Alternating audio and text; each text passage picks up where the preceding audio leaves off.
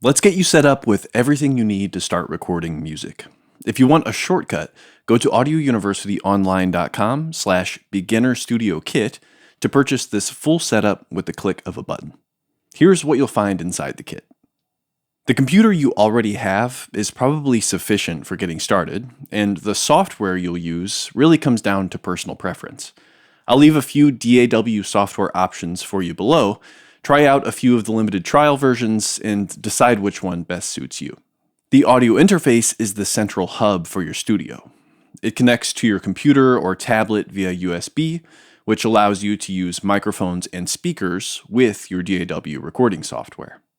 The Universal Audio Volt 2 interface has 2 microphone inputs, a headphone jack, and 2 outputs on the back for connecting to studio monitors.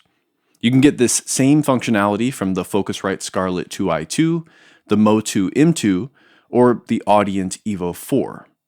Having 2 microphone inputs allows you to record those 2 inputs at once to separate tracks within your software.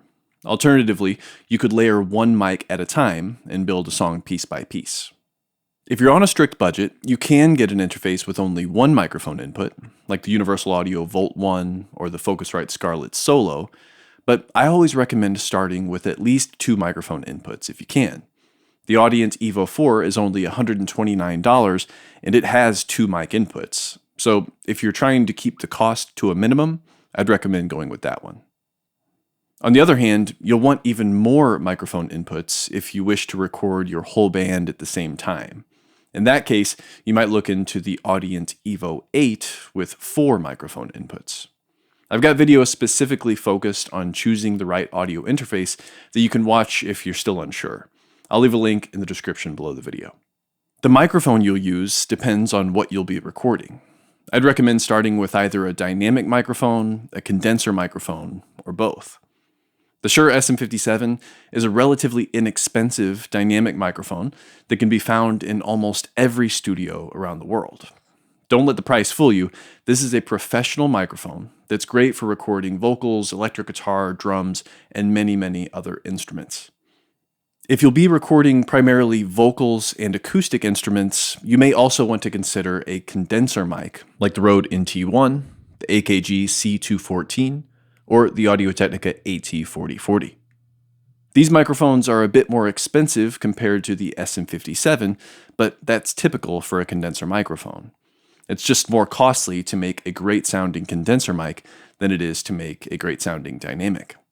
You could get a less expensive condenser mic like the Audio-Technica AT2020, but I'd really recommend one of these 3 condenser mics if you can afford it.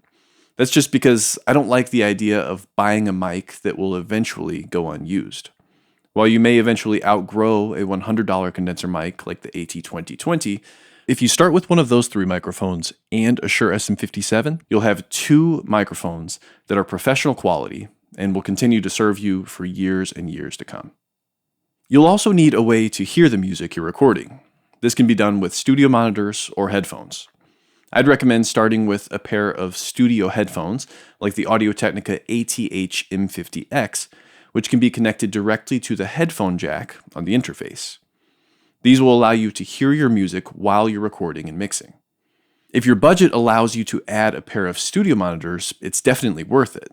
Studio monitors and headphones each have advantages and disadvantages, so having both is better than having one or the other. I've got a full video that explains the pros and cons.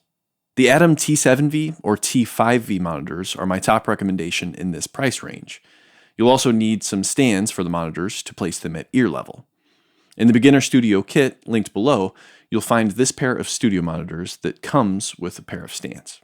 Even though these monitors are one of the more affordable options, they're still not cheap by any means. So it really is okay to get started on headphones and add studio monitors later on down the road.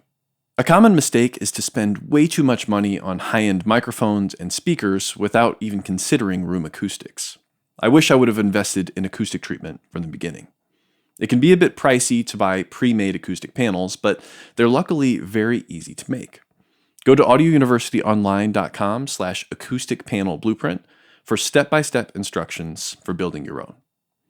If you don't want to go through the trouble of building your own acoustic panels, check out the link below the video for my recommended pre-made panels.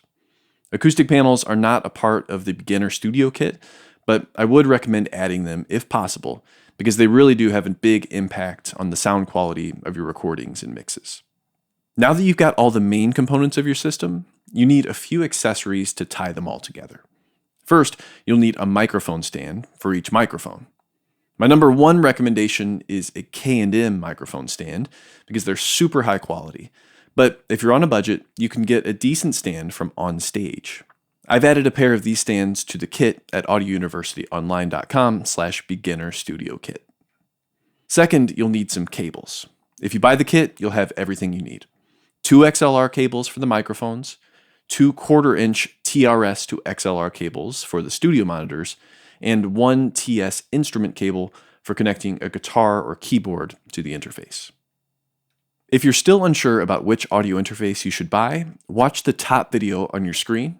And if you're ready to learn how to connect all of this together and start recording music, watch the bottom video. I'll see you there.